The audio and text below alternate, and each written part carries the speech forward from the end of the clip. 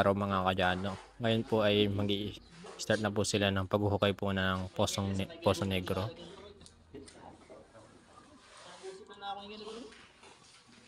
Bali po Kuya Robin nag-practice po magpalitada.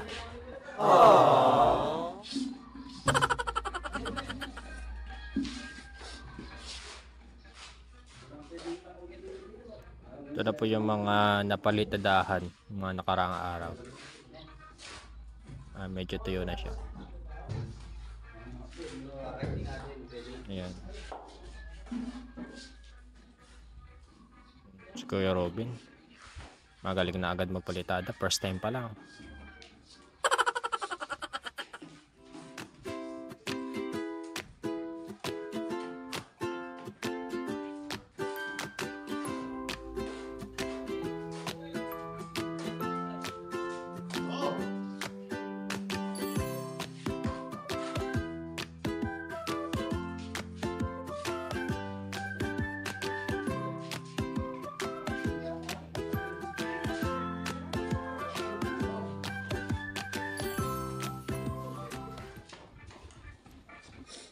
Tingnan muna natin mga kadyano yung inuhukay na Poso Negro.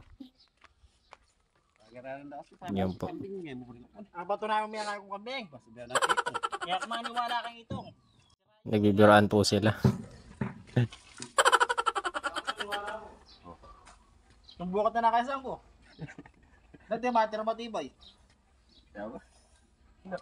Nagiramdaman na ka pala matino ka. Lagi po sila nagbibiroan, dalawa.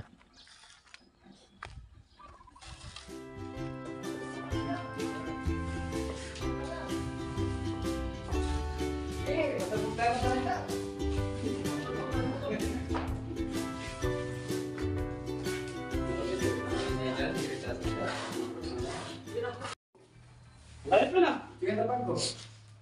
Apa ko siya? Para si Taya yan. Ayos na. Sige kayo. Ayos mo. Hollow blocks. Ilan po yung hollow blocks?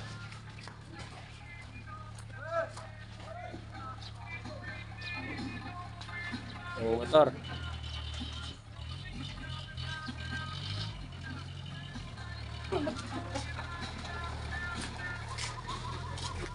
Kuya na bitan.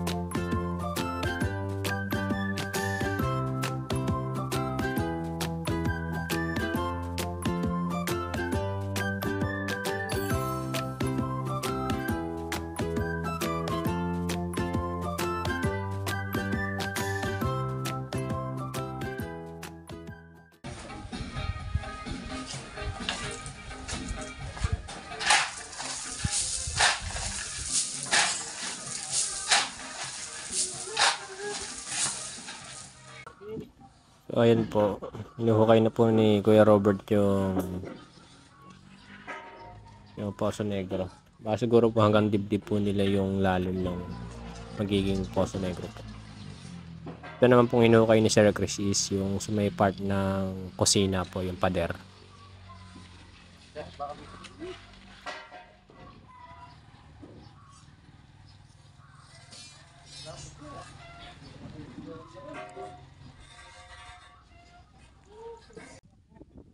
Yun po yung mga kadyano, yung may nakaumbok po na malaking bato po. Yun po yung footing ng ginawang poste po ng bahay.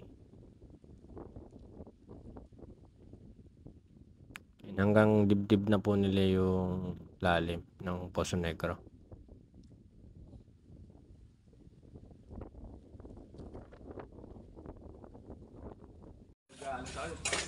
Mataas lang to. Basta kanin lang, pwede na yan. Kaya may damo marami dyan, pwede na. Abuli niya, ano? Paborin ko.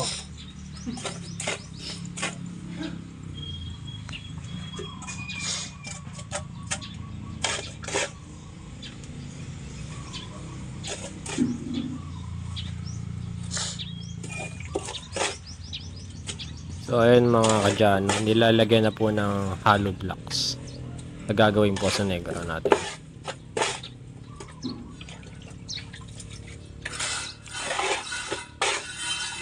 Ay, patay, boy pa ako.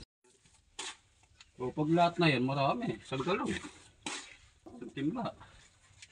Yun po mga kadyano, madali po magkatubig yung ginagawang pasto negro natin. At pag ginawa na lang natin fish pan. Fish pan. Marami palaging may tubig eh.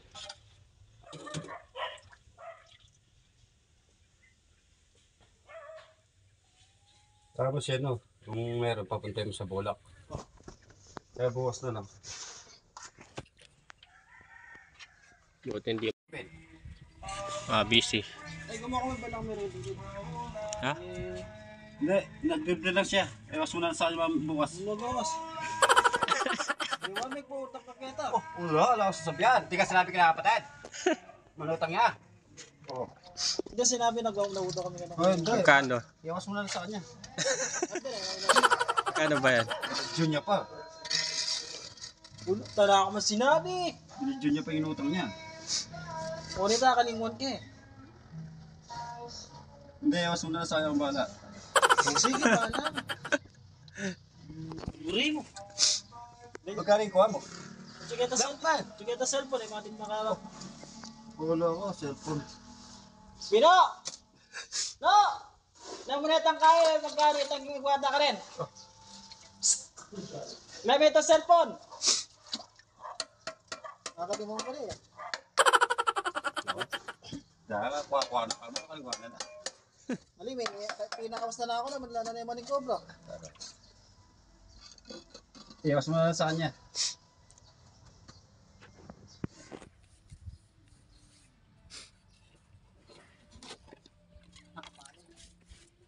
Bigla.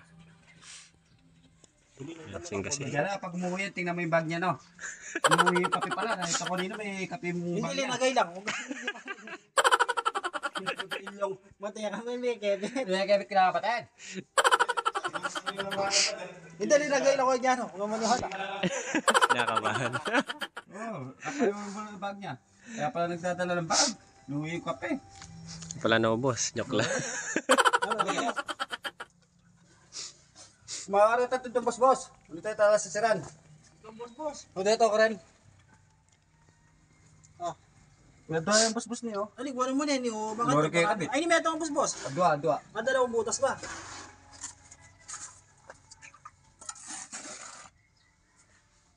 Kaya pala naubos yung kape.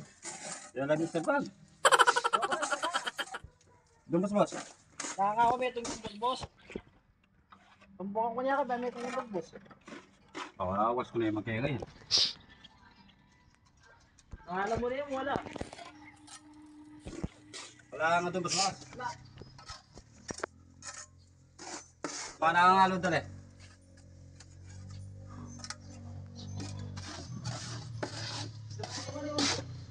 Wala nga doon. Manira na. Na? Nakangalo. Sana kumakait yung mga ditali eh. Tinali ni sarili na. Na, binitag na ako itong kuya ko siya, sakto yung basbon. Eh, dok. Kasi sa mga kasit mere, may tama ito kasama ko.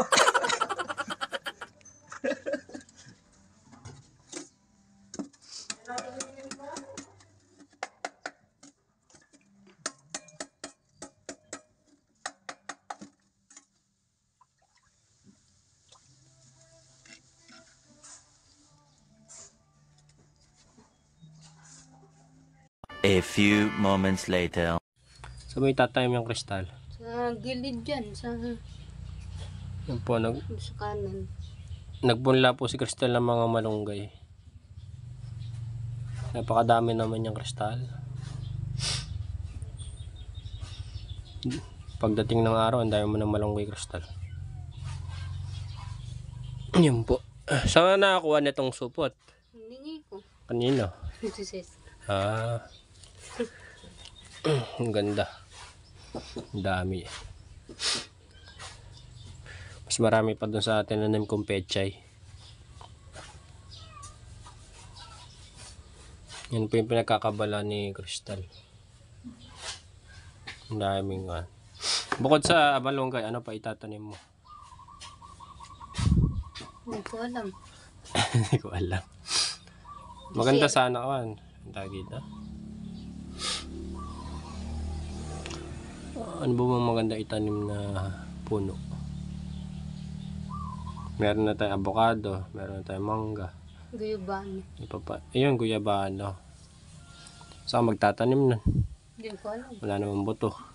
Meron yatang guyabano si Tito Cesar. Masarap po kasi yung guyabano. Tsaka yung atis din masarap.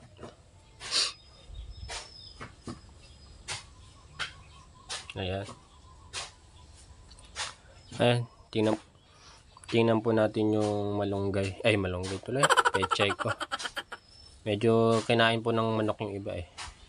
Ayan po natin. Ayan po mga kadyano yung pechay kong tinanim.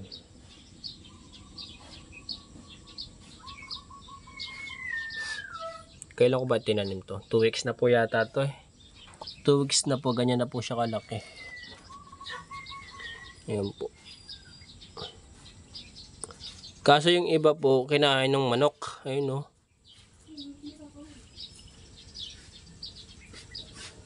Tanggal po yung isang dahon. Pero okay lang yan, basta buhay pa rin. Ito yung mga peche oh. Ito po yung maganda. Medyo dark yung kulay ng dahon niya.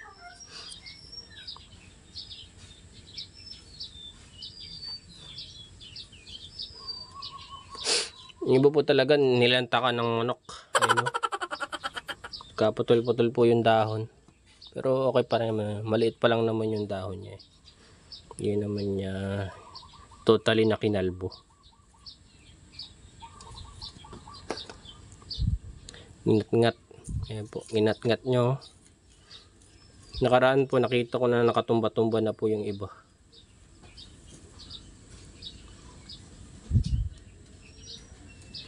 Wala naman po siyang uod para maputol lang ganyan.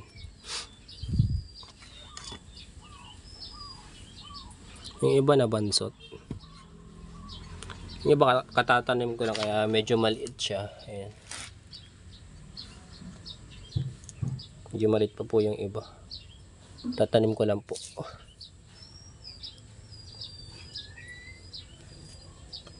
Yan po mga dyan. Tanim kong pechay. Sana lumaki pa.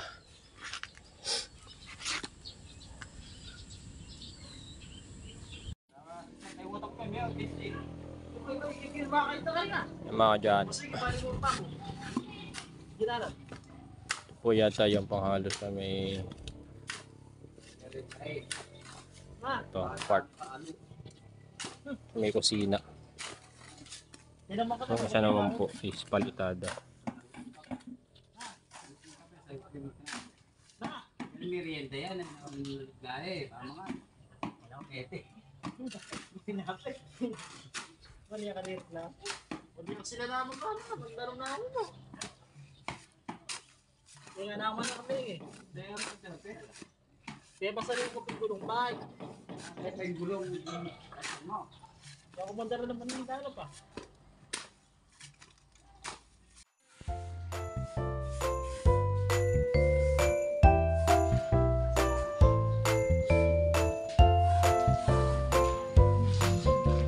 Sira na. Ay, papalaan mo na kapon. Hindi mo lang kaya ulit.